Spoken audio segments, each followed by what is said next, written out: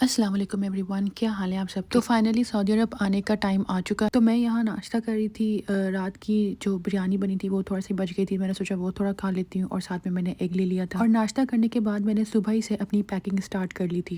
अस्सलाम वालेकुम एवरीवन, क्या हाल है आप सबके। उम्मीद है कि सब खैर से होंगे। अल्हम्दुलिल्लाह मैं भी बिल्कुल ठीक ठाक हूँ और जाने की तैयारी हो चुकी है, पैकिंग स्टार्ट हो चुकी है। एक बैग मेरे पास, एक और बड़ा बैग था वो मैंने अपने हस्बैंड के साथ भिजवा दिया था। तो हमारे 4 लगेज होते हैं, 4 के साथ, और एक हैंड कैरी हम लेते हैं।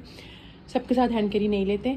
तो इस वाले बैग को मैं टोटली पैक कर चुकी हूँ, बंद है। बट मेरे पास अभी वेट मशीन नहीं है जिसमें मैं चेक करूँगी कि ये कितना हो गया। बाकी इन 3 को मैंने पैक करना है। ये मेरा हैंड कैरी है जिसमें मैं सेकंड कपड़े रखूँगी बच्चों के लिए, और उन 2 में मुझे सारे कपड़े एडजस्ट करने हैं। और ये मैंने थोड़े से कपड़े निकाले हैं, और ये यहाँ अभी कपड़े निकले हैं, अभी और भी चीज़ें निकलेंगी, फिर वो हम देखते हैं कि इसको कहाँ पैक करना है। तो चले लेट्स स्टार्ट पैकिंग।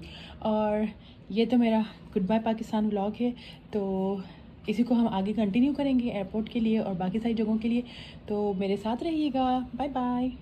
तो मेरी ऑलमोस्ट पैकिंग हो चुकी थी और यहाँ पे मेरी कज़न आ गई थी सरे शाम ही मुझसे मिलने के लिए। वो मुझसे 1 साल छोटी है, मगर हम दोनों का दिल एक दूसरे के लिए बहुत लगता है। हम दोनों ही बहुत ज़्यादा उदास थे, मगर क्या करें, सब ने अपने अपने घर तो जाना ही है। खैर हमारी फ़्लाइट अर्ली मॉर्निंग की थी और सारा सामान पैक होने के बाद जब हम लोगों ने वेट किया था तो हमारे एक बैग में जो था वो 34 kg था। मीन्स कि उस बैग में 4 kg लगेज ज़्यादा था। फिर वो हमने एडजस्ट किया जल्दी जल्दी, और उसके बाद फिर हम लोग एयरपोर्ट के लिए निकल गए। क्योंकि अर्ली मॉर्निंग की फ़्लाइट थी तो हम लोगों ने मिडनाइट निकलना था, जिसकी वजह से अम्मी और अबू मेरे साथ नहीं आए थे इस बार एयरपोर्ट। मगर जैसे जैसे मैं उनसे मिलती गई और एयरपोर्ट के लिए निकली, मेरा दिल बहुत ज़्यादा उदास हो गया था। मतलब आप जितना भी ज़्यादा अपने पेरेंट्स के पास रहो, जब आप वापस आने लगते हो तो आपको ऐसा लगता है कि आप बहुत कम वक्त रहे उनके साथ। और जब हम साथ होते हैं बहन भाई तो आपस में बहुत लड़ते झगड़ते हैं, मगर जब हम वापस अपने घर जाते हैं तो दिल बहुत ज़्यादा उदास होता है और उनको मिस करता है। मैं इस वीडियो में वॉइस ओवर सऊदी अरब आके कर रही हूँ, बट लिटरली जो मैं ये वीडियो देख रही हूँ और जो मैं वॉइस ओवर कर रही हूँ, मेरा दिल बहुत ज़्यादा उदास हो रहा है। खैर हमें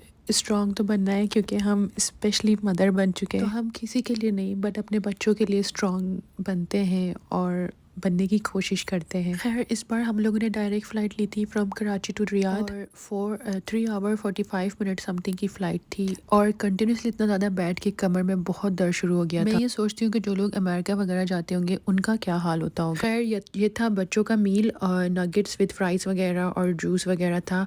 और मेरे मील के लिए मेरे हस्बैंड ने बिरयानी करवाई थी, तो मैं उनको यही कह रही थी कि ब्रेकफास्ट में बिरयानी कौन करवाता है। बट खैर ये बहुत लाइट थी, और जो मेरा बड़ा बेटा था उसने बहुत शौक से खाई क्योंकि उसको कुछ हैवी सा खाना था। और साथ में मुझे सैलड और डिज़र्ट दिया था और साथ में एक बन था। ओवरऑल फूड वाज गुड, उसका टेस्ट भी बहुत अच्छा था। खैर जैसे जैसे हम सऊदी अरब के करीब पहुंचे तो यहाँ पे अर्ली मॉर्निंग का ये व्यू था। तो मेरे बेटे को पीनी थी पेप्सी, तो इधर ऑन बोर्ड आप जो है चीज़ें ख़रीद सकते हैं। तो ये पेप्सी का टिन हमने 10 रियाल का ख़रीदा था। और उसके कुछ वक्त के बाद हम लोग जो है रियाद एयरपोर्ट पहुंच गए थे। अपने बाबा को देख के बच्चे बहुत ज़्यादा खुश हो गए थे, और फिर उसके बाद हम लोग डायरेक्ट अल हसा के लिए निकल गए। ट्रस्ट मी ये जर्नी बहुत टायरिंग थी। बच्चे जो थे वो मेरे बहुत ज़्यादा थक चुके थे, तो एरोप्लेन में तो वो नहीं सोए थे। फिर जब वो गाड़ी में जैसे ही बैठे 5 मिनट के बाद तीनों बहुत गहरी नींद में चले गए। उसके बाद हमें नींद बहुत आ रही थी और थकावट बहुत थी, और मुझे भूख लग रही थी, बट मुझे कुछ हैवी नहीं खाना था। बर्गर के ऑप्शंस थे, बट वो हमें नहीं चाहिए थी और उसमें थोड़ा टाइम भी लगना था, और बच्चे सो रहे थे, तो फिर मुझे ये था कि वो डिस्टर्ब ना हो। तो ये पाकिस्तानी रेस्टोरेंट था, यहाँ से हम लोग ने पकड़ी चाय,